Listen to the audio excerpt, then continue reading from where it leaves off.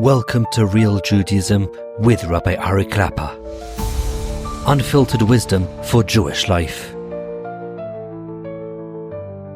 Okay, Bez Hashem. We'll continue now to talk about some tools that we can talk about to fight the Yetzer Hara, to overcome the Yetzer Hara, Shemiras Einayim, and Inyanim of Kedusha. Now we're in the Yemei Elul. So since we're in the Yemei Elul, Tani L'doidi V'doidi Li, on the one hand, there's a closeness with HaKadosh Baruch Hu. And on the other hand, there's another 2 weeks will be Rosh Hashanah. A certain should have a masadin. We should be scared. We should be scared. A Rebbe of mine many years ago, he said a mashal, probably just the same idea, the same mashal, been used in many other forms. I don't know who the exact source of it, but I remember that he said it's 25 years ago. And the mashal was that if a person was going to a court case, and imagine he was on trial, he's innocent, or maybe unclear, not 100% sure, but his lawyer said there's only a 10% chance that he'll be convicted. Only 10%. That's it, just 10%. Rak 10%. Only 10% that he'll go to jail for 25 years, right? There's only about a 25% chance. That's it. That's all there is. So let me ask you, if you have only a 10% chance, that's it. That's pretty good. 90%, you're going to be okay. Would you go to the beach the day before the trial? Would you go to the beach? Would you be a little bit nervous? Would it be a little bit hard to sleep? You're going to court. You're on trial, and you might go to jail for 25 years. Would you be a little bit nervous? Would you be a little bit scared? Does it make sense to be scared during this time? Of course it does. But it only makes sense if you really understand the seriousness of it. So Elul has this aspect of Eimas Hadin. We should be scared. Rosh Hashanah is coming. Imagine, we say this every year, but maybe even this year is even bigger. Everything that happened last year was geyser already from Rosh Hashanah. The gzeira of everything that happened. Tafshin Pei Daled. How many things happened in Tafshin Pei Daled from the very beginning? Less than a month after Rosh Hashanah. Less than 2 weeks after Yom Kippur. Already incredible gezeiras against Klal Yisrael. When were the gezeiras? On Rosh Hashanah. So it didn't make sense. Maybe we should take Rosh Hashanah seriously. Elul is, on the other hand, also Ani L'doidi V'doidi Li. There's a sense of love, a sense of kesher to HaKadosh Baruch Hu. I heard a neighbor of mine years ago gave also a very nice mashal that I think he heard from a Chabad rabbi. It's a very nice mashal. It's a very nice mashal. He said, imagine you're going to court and you know you're guilty. You know that you're guilty, right? And you just Rahmanus. That's basically it. And you walk into the courtroom and you see there sitting on the bench the judge, and he's your father. The judge is your father. So what are you going to feel at that moment? What are you going to feel? So on the one hand, you're going to feel, phew, wow, that's the best judge, right?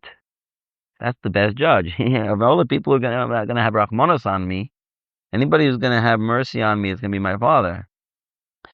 On the other hand, there's a big sense of shame, busha, shame, because now my father's going to hear all the things that I did. It's one thing, strangers, but like my father's now going to hear everything. He's going to be the one who's going to hear everything. So we have this in Elul, this Eimas Hadin is coming closer, and on the other hand, we're close. We have a closeness to HaKadosh Baruch Hu, and we should realize that with all the nisyonos, with everything that we have, Hashem is right there with us every step of the way. Some people, when they have these nisyonos, unfortunately, they say, oh, Hashem understands. It's okay for me to do it. I'm different. Hashem knows that it's hard for me. Because Hashem knows that it's hard for me, so it's okay for me to do it. It's okay. Hashem knows that I'm different. No. That's a big mistake. A very big mistake to say such a thing. Hashem is right there with you saying, you can do it. That's what he's saying. He's saying you can do it. Don't make an excuse and say, oh, God understands me. He knows I can't do it. It's the opposite. God understands you. He knows that you can do it. He's there to help you. So HaKadosh Baruch Hu is close with us. We have to take a hold of him. They say that if a person doesn't do tshuva the whole year, so then, terrible, misken, nebuch, yeah. But if a person doesn't do tshuva in Elul, oh, that's terrible. Why? Elul is where we have the opportunity. Hashem is here, and you see it in the parsha. The parsha, but right before Rosh Chodesh Elul is Parshas Re'eh every year. The parshas before Rosh Chodesh Elul is Parshas Re'eh, and it says in the beginning of Re'eh, right? Re'eh natati lechem hayom bracha uklala. I'm giving you a bracha and a klala. That's what you have before Elul. The stakes are bracha and klala. Those are the two sides before Elul. We haven't gotten to tshuva yet. Maybe we could have had. There were shoyvavim during the year. It's a time for tshuva. Person can do tshuva every day. It's not a special thing to do tshuva during Elul. You can do tshuva every day. So, but maybe people are not focused, and maybe it's hard.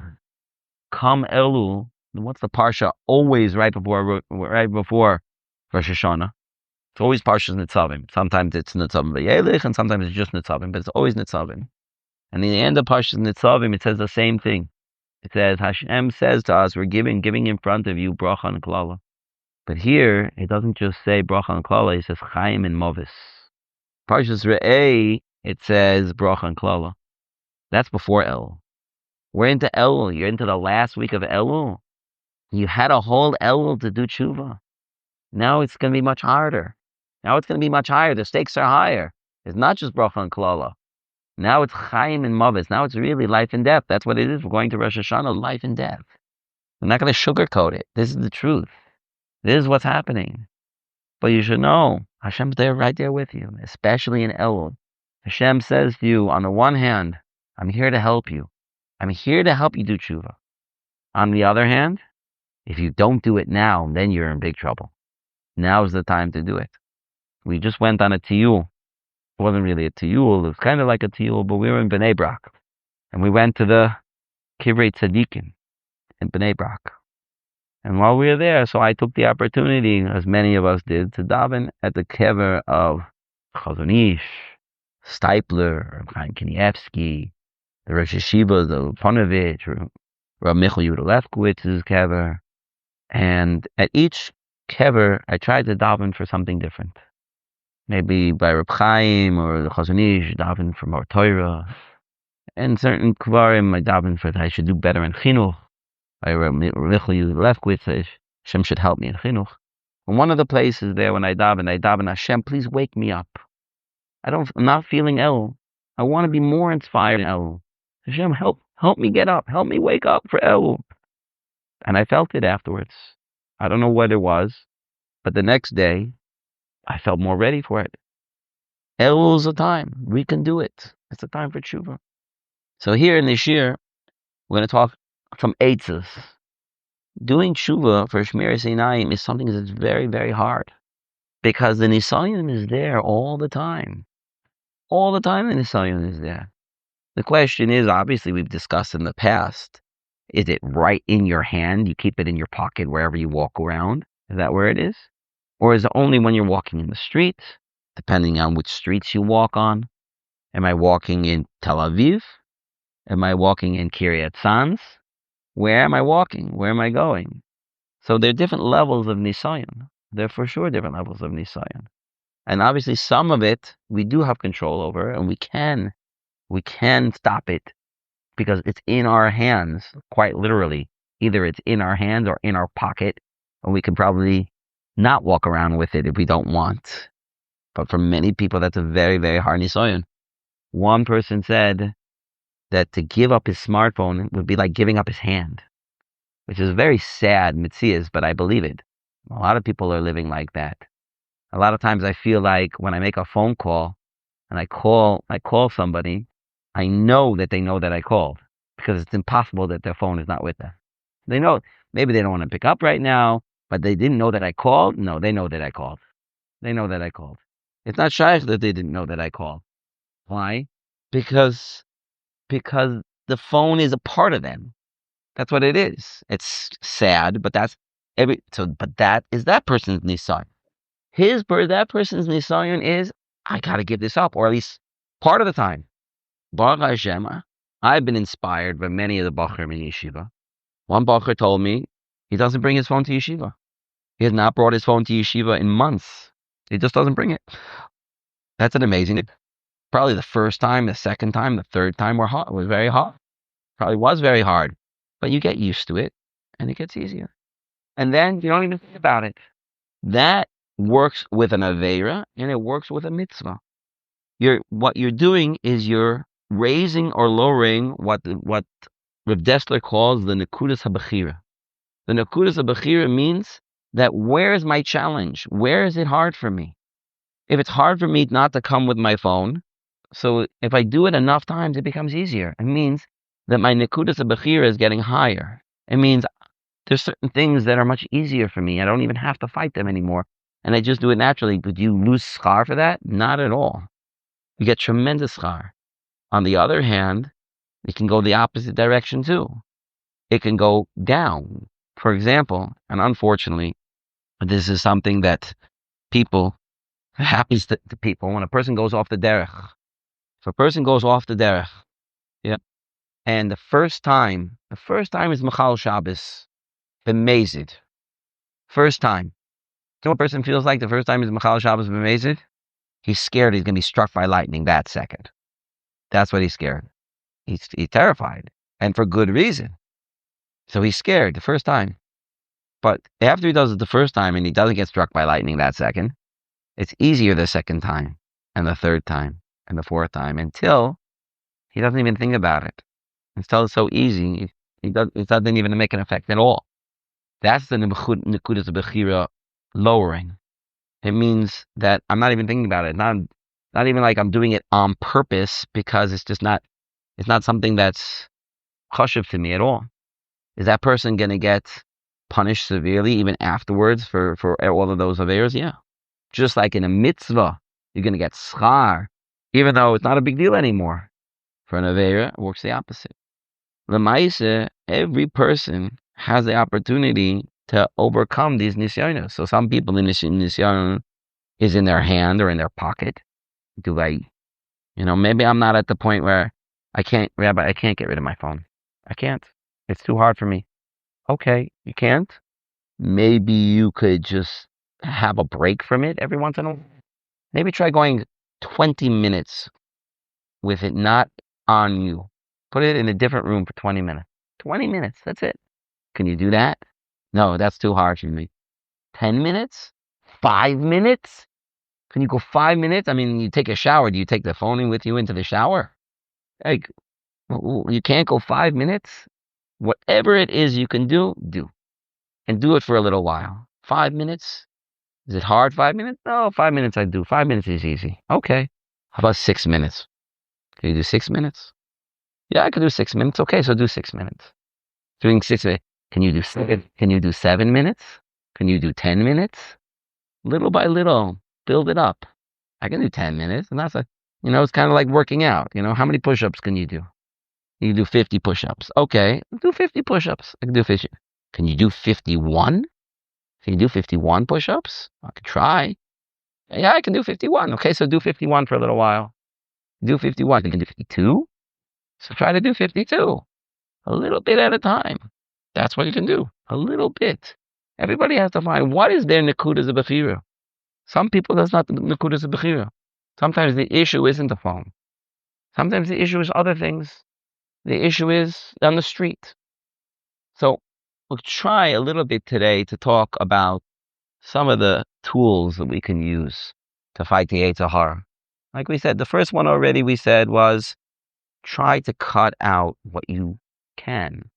If you have the Yetzer Hara in your hand, so yes, it might be very, very difficult to throw your phone away.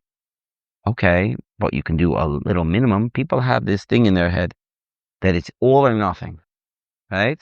If I can't throw it away, well, I might as well watch it for 14 hours a day. That sounds crazy. It's either throw it away completely or watch it for 14 hours a day. Why don't you just watch it for 13 and a half hours a day instead? Why don't you watch it? Right? There was somebody I spoke to one time that he told me that he used to learn 5 prakim of Mishnayos a day. That's pretty incredible. That's a lot to learn 5 prakim of Mishnayos a day. So I asked him, well, how many are you learning now? He said, none. I said, why none? Why? He said, because it was too hard. I couldn't do it.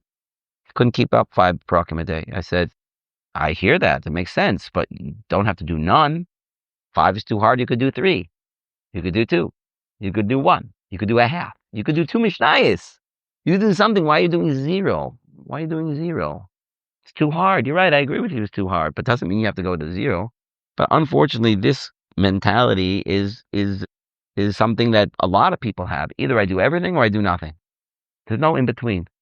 They're very black and white, one way or another. Isn't it worth it to do a little bit? So so this is the first Eitzah. I have a hard time. Okay, let's try to minimize it. The hard time is for the whole day. Let's see if we can cut out a half hour, 20 minutes, 15 minutes that I can overcome this nisayon for those 15 minutes. This idea was already used. Many people who were working on the Shemiras Einayim use this, that for a certain half hour a day, I'm not speaking Lashon Hara. What about the rest of the day? Okay, I'm starting a little bit at a time. This is my hour. I'm making sure I'm not speaking Lashon Hara during that. Not between 3 and 4 in the morning when you're sleeping anyway, right? For the people who are awake at 3 or 4 o'clock in the morning and schmoozing with whoever they are, then maybe that would count as their hour to not say Lashon Hara. But for most regular people who are not awake at 3 or 4 in the morning, that's not a nisayon at all. It has to be at a time and a place where there actually is a nisayon in order to make it real. Now, it doesn't have to be if you can't do an hour, so do a half hour. You can't do a half hour, then do 20 minutes. What can you do? Let's find that point in the Nekudas of Bechira. What can I do? If a half hour is 20 minutes is too long, we do less.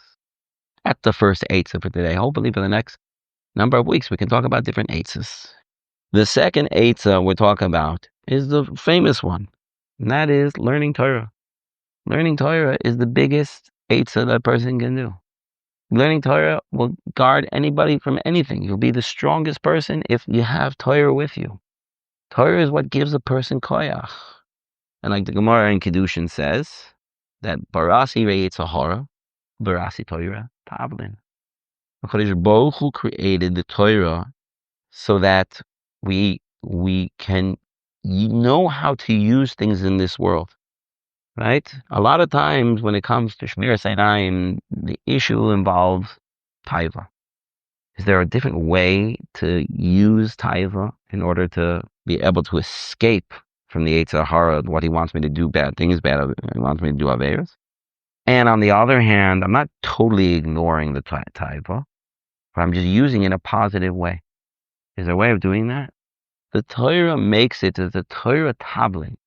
The Torah makes it that if a person really wants to, a person really tries hard, they can turn the Yetzer Hara and use him for good. A person can get tremendous hana, pleasure from learning Torah. A person can, but you have to want it. The Eglei Tal wrote a sefer. The sefer Eglei Tal is written on the malachos of Shabbos, and in the introduction he says a phenomenal thing. He says an amazing thing. He says, when a person's learning Torah, so what does it mean to learn Torah lishma? What do I mean I'm learning Torah lishma? I'm learning Torah lishma. Does it mean that it's hard and I'm doing it anyway and I don't understand, but I'm doing it anyway? And no matter how hard it is, I am going to keep going. Is that Torah lishma? Could be. It could be Torah lishma, yeah. So which one is more Torah lishma? That, or a person who gets a great geschmack from learning? He loves learning. It's so enjoyable to learn. So is he more lishma, or the one who's having a hard time learning and he's learning anyway? Is he doing it more lishma? Which one is doing it more lishma? So you might say that the person who he enjoys it, so you say he's not doing lishma. You know why he's not doing it lishma? Because he enjoys it. He's doing it for himself. He's doing it for himself because he enjoys it. He's not doing it for Hashem. If he was really doing it for Hashem, then it would be hard. He would do it. Not when he enjoys it. The Eglei Tal says it's a big mistake. It's a big mistake. Hashem wants you to enjoy the Torah. Hashem wants you to enjoy the sweetness of the Torah. If you love learning Torah, then you're doing the whole tachlis of what it means to learn Torah. You're doing exactly what Hashem wants. Hashem wants you to love the Torah. The more you love the Torah, the more dovak you'll be to the Torah. The more connected you can be to the Torah. That's exactly what Hashem wants. So when it comes to learning Torah, we have to find that geschmack in Torah. That's what we have to do. And then we can use that fire, that passion that a person has in such a positive way. A lot of this comes because a person already is burned. A person already feels, for whatever reason, a negativity towards Torah. I was once talking to a Bechira, and that Bechira told me, he has a hard time learning certain things because he has a negative association with it, which means that when he learns, so he feels it doesn't make him feel good. So I said, let me ask you a question. I don't understand. Who makes you feel bad? Does the Gemara the Gemara make you feel bad? Does the Gemara make you feel bad? No, the Gemara does. Did Rabbi Yehuda Nasi make you feel bad? Did he do something to you, Rabbi Yehuda Nasi, when he wrote the Mishnayos? Did he do something to hurt you? No. Did you get burned by Rashi? Did Rashi do something to you to hurt you? No. So I mentioned a different sefer. I mentioned the sefer. I don't want to say which sefer it is. A famous sefer. I said, did this one? He said, yes. I said, how could that be? The person who wrote this sefer is not alive. How did he burn you? What did he do? What did he do to you? You didn't live in the same lifetime as him. He wrote a sefer, a very famous sefer. How did he burn you? So he told me that he had a negative association with this sefer because of something that he went through in the past. Unfortunately, this does happen. I heard from a very, very, very famous personality, a very big chashuv person, who said about himself that he has a hard time saying Tehillim. He has a very hard time saying Tehillim. Why? Because when he was a child and he had to get punished for something he did wrong, the punishment was to say Tehillim. So everything that he associates with Tehillim is negative. That's a very, very sad situation to be in. This person is a big chashuv person, a makarev. He's a huge in kiruv, wrote svarim on hashkafa and musar, and has helped thousands of people b'chodesh b'tshuva. And he said about himself that he has a hard time saying Tehillim.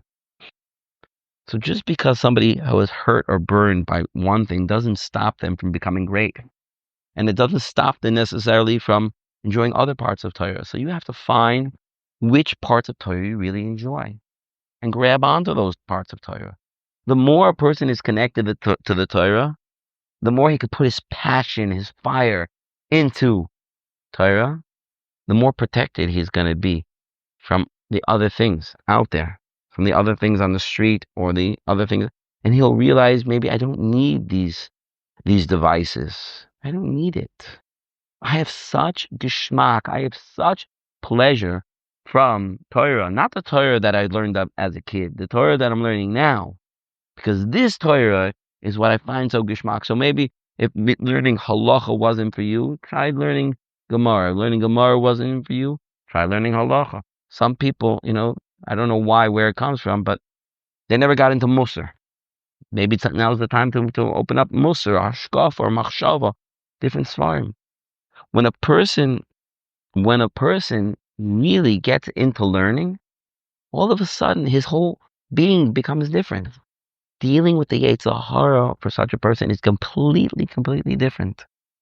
Because he can put his taiva, his passion, into his Torah. And it won't just be there to in his mind to go wild. I'm putting it somewhere. I'm using. The Gemara even tells us about a certain one Tana, who either never got married, or according to one opinion, or got married and immediately got divorced, because his love for Torah was so great that he couldn't get married. He was just dovuk to the Torah completely. It's a very, very rare thing, right? But Rabbeinu Yonah in Pirkei Avos says that there are two things that the human mind cannot hold at the same time: Torah and Nashim. They can't. So if you're thinking about Torah, you're not going to be thinking about Nashim. If you're thinking about Nashim, you're not going to be thinking about Torah. So let's take the opportunity. Here in El, right now, what we're going to do, let's grab onto Torah. Whatever you like.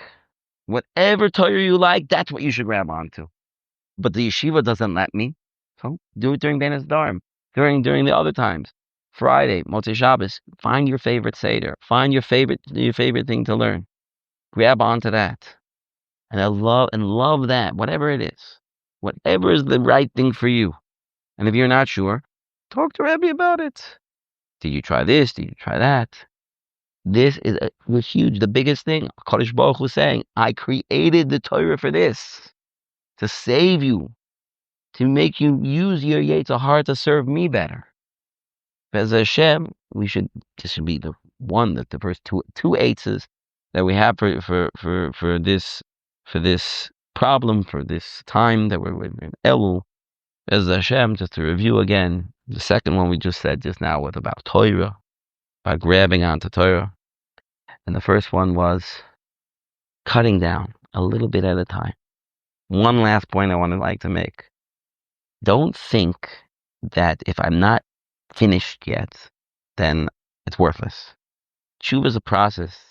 And look, we have 2 weeks left of the Elul. Am I going to make it before Rosh Hashanah to do a Tshuva Gemura before Rosh Hashanah? Maybe not. But when Hashem sees that I'm serious about it, that'll change your entire din of Rosh Hashanah. All you have to do is come into Rosh Hashanah and say, Hashem, I'm trying. And I'm proving to you that I'm trying. I'm not there yet, but you don't have to be there. I'm doing tshuva. I'm in the middle of doing tshuva. But you could see I'm trying and I'm working hard. And even after Rosh Hashanah, even after Yom Kippur, I'm not going to forget. And I'm truly dedicated. Okay, stop over here. Go ahead.